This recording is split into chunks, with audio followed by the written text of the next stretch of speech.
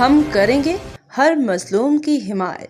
السلام علیکم، میں ہوں حرین فاطمہ اور آپ دیکھ رہے ہیں حمایتی نیوز HD چینل۔ نظر ڈالتے ہیں آج کی اہم خبروں پر۔ تھرپارکر میں تعلیم کا قتل، جان Muhammad Samejo government boys school گوٹ پسورو خستہ حالی کا شکار۔ سرکاری اداروں کی مجرمانہ غفلت، غریب بچوں کا تعلیمی مستقبل خطرے میں۔ تھرپارکر رپورٹ وقار بھٹی۔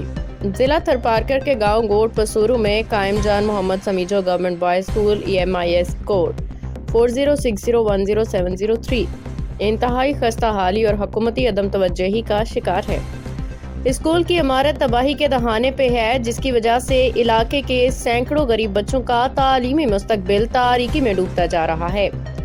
پاکستان ایک تعلیم یافتہ قوم کا خواب لیے بنا تھا، مگر حقیقی صورتحال اس کے بالکل برعکس ہے۔ دیہی علاقوں کے سرکاری تعلیمی ادارے ہمیشہ حکومتی توجہ سے محروم رہے ہیں، جس کے باعث غریب بچے تعلیم جیسی بنیادی اور آئینی نعمت سے محروم ہوتے جا رہے ہیں۔ آئین پاکستان کیا کہتا ہے؟ آئین پاکستان کا آرٹیکل 25A واضح طور پہ کہتا ہے، ریاست 5 سے 16 سال کی عمر کے تمام بچوں کو مفت اور لازمی تعلیم فراہم کرے گی۔ لیکن افسوس کہ گوٹ پسورو جیسے درجنوں دیہات میں یہ آئینی حق مسلسل پامال ہو رہا ہے۔ اسکول کی عمارت نہ ہونے کے برابر ہے، فرنیچر ٹوٹا ہوا، کلاس روم غیر فعال اور بچوں کے بیٹھنے تک کی جگہ موجود نہیں۔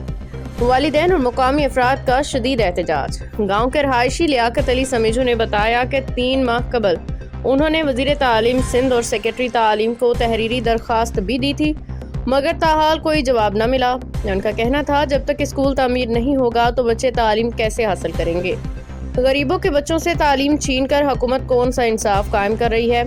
ذمہ داری کس کی ہے؟ سندھ حکومت، وزیر تعلیم سندھ، سیکرٹری تعلیم، ڈسٹرکٹ ایجوکیشن آفیسر، متعلقہ MNA اور MPA، ان تمام اداروں اور نمائندوں کی یہ ذمہ داری ہے کہ اسکول کی مرمت، تعمیر اور سہولیات کی فراہمی یقینی بنائیں۔ اگر یہ ادارے غفلت کریں گے تو پھر عوام کہاں جائے؟ غریب بچوں کا مستقبل کب تک یوں نظر انداز ہوتا رہے گا؟ فوری مطالبہ۔ علاقہ مکینوں نے مطالبہ کیا ہے کہ جان Muhammad Samejo government boys school کی عمارت فوری تعمیر کی جائے۔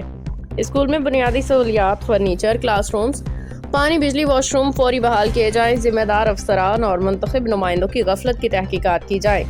تعلیم ہر بچے کا حق ہے اور یہ حق چھیننا صرف غفلت نہیں، ایک جرم ہے۔ روزنامہ حمایتی نیوز متعلقہ اداروں سے مطالبہ کرتا ہے کہ گوٹ پسورو کے بچوں کے مستقبل کو بچانے کے لیے فوری اقدامات کیے جائیں، ورنہ آنے والی نسلیں بھی اسی جہالت و محرومی کا شکار رہیں گی۔